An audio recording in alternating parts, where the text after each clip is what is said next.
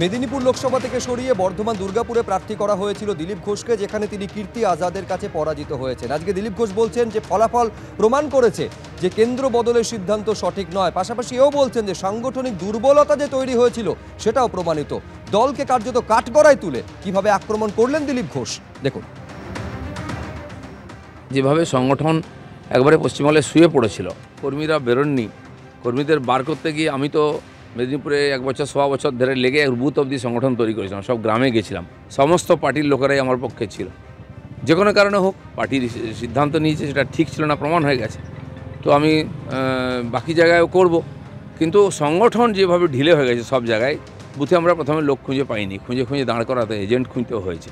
তো দুর্বলতা ছিল সংগঠনের, সেই জন্য সব জায়গায় সার্বিকভাবে আমাদের ভোট কমেছে এবং ভার হয়েছে। ফলে দলের সিদ্ধান্ত নিয়ে যখন প্রশ্ন তুলছেন দিলীপ ঘোষ, তখন তার উত্তরে কি বলছেন বিজেপি রাজ্য সভাপতি, কি বলছেন কুণাল ঘোষ দেখুন পরপর। দল এগোচ্ছে না এরকম নয়, 2,33,00,000 ভোট আমরা পেয়েছি। দলের একটা নির্দিষ্ট স্ট্যান্ড, নির্দিষ্ট একটা ভোট ব্যাংক তৈরি হয়েছে। এতদিন বলা হতো বামের ভোট রামে এসেছে, এখন তো আমার মনে হয় সেটা বলা উচিত না, কারণ পরপর বেশ কয়েকটি কনজিকিউটিভ ইলেকশনে বিজেপি 38% ভোট ধরে রাখতে পেরেছে। অতএব এই 38% ভোট বিজেপি নিজস্ব ভোট, এবং এই মুহূর্তেই 38 পয়েন্ট সামথিং বা 38 আমি ধরছি, সেই ভোটটা বিজেপির সাথে আছে, বিজেপির সঙ্গে আছে।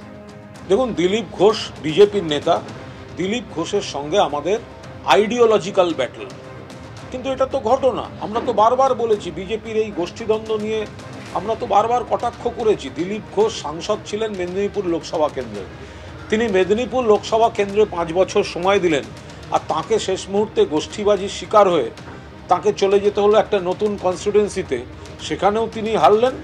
আর দিলীপ ঘোষের শিবিরের যারা ছিল তারা এমন ক্ষুব্ধ হয়ে বসে রইলেন যে মেদিনীপুরও বিজেপি হেরে গেল এবং খুব আনন্দের সঙ্গে তৃণমূল কংগ্রেস জিতে গেল। তো ফলে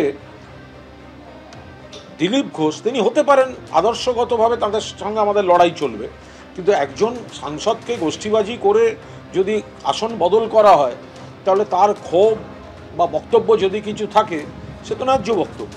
ভোট পরবর্তী হিংসা মামলায় কড়া মন্তব্য কলকাতা হাইকোর্টের মহামান্য বিচারপতিরা বলছেন যে 2000 অর্থাৎ আগের বিধানসভা নির্বাচনের পর যা হয়েছিল এখনো তাই হচ্ছে। আপনারা কি অস্বীকার করতে পারবেন যে ভোট পরবর্তী হিংসার ঘটনা রাজ্যে ঘটছে না? লজ্জিত হওয়া উচিত আপনাদের। এই কড়া মন্তব্য পর্যন্ত কলকাতা হাইকোর্ট করেছে। একথাও কলকাতা হাইকোর্ট মহামান্য বিচারপতি মন্তব্য করছেন যে যদি এই হিংসার ঘটনা বা সন্ত্রাসের ঘটনা সামলাতে না পারেন, আটকাতে না পারেন, বা সমস্ত তথ্য যদি আদালতে পেশ করতে না পারেন, তাহলে আগামী 5 বছর বাহিনী মোতায়েনের নির্দেশ দিতে হবে। আরো বিস্তারিত আমরা এই নিয়ে জানবো, কথা বলবো আমাদের প্রতিনিধি সৌভিক মজুমদারের সঙ্গে।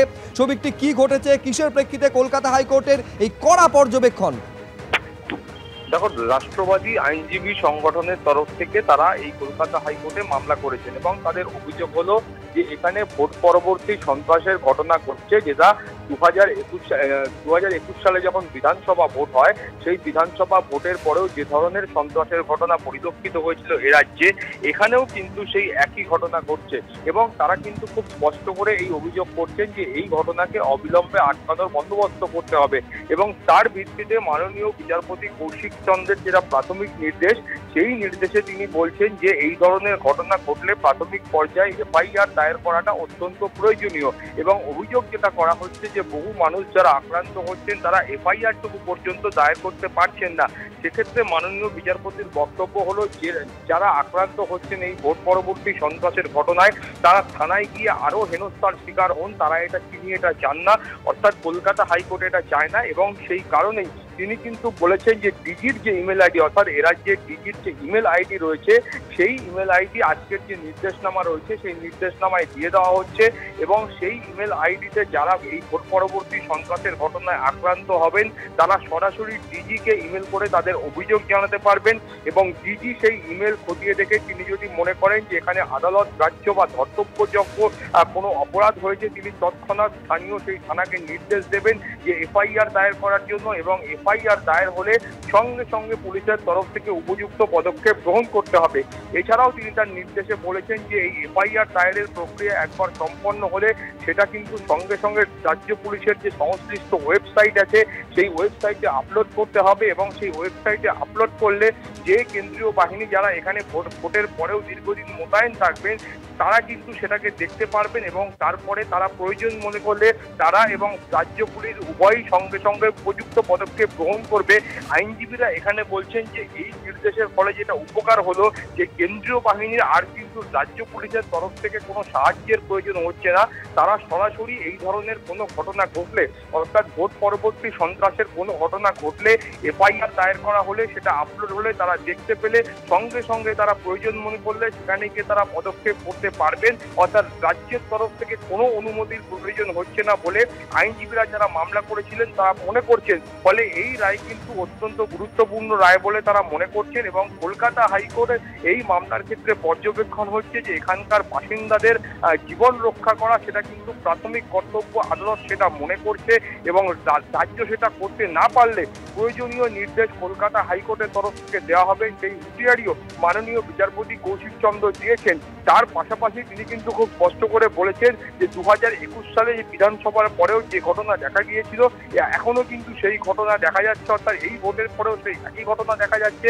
ফলে এটা কিন্তু রাজ্যের পক্ষে অত্যন্ত লজ্জাজনক বিষয় বলে তিনি এটাকে অভিহিত করেছেন এবং সাধারণ মানুষের সঙ্গে যারা এই গোটা ভোট প্রক্রিয়ার সঙ্গে যুক্ত সাধারণ মানুষের সঙ্গে কেন এই ধরনের ঘটনা ঘটবে সেই প্রশ্নও কিন্তু তিনি তুলেছেন। ফলে সব মিলিয়ে এই ধরনের পর্যবেক্ষণের পাশাপাশি রাজ্যের ডিজিকে আগামী 10 দিনের মধ্যে একটি রিপোর্ট পেশ করতে হবে।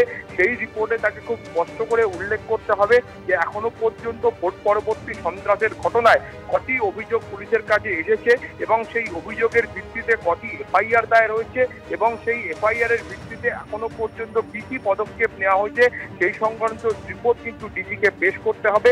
ফলে 10 দিন পর যখন এই মামলার শুনানি আবারও কলকাতা হাইকোর্টের ডিভিশন বেঞ্চে হবে সেই সময় ডিজির রিপোর্ট দেখে এবং তারপরে কটি অভিযোগ দায়ের হচ্ছে সেটা দেখে পরবর্তী পর্যায়ের সিদ্ধান্ত কলকাতা হাইকোর্ট গ্রহণ করবে। সুব্রজিৎ, ধন্যবাদ সৌভিক তোমাকে।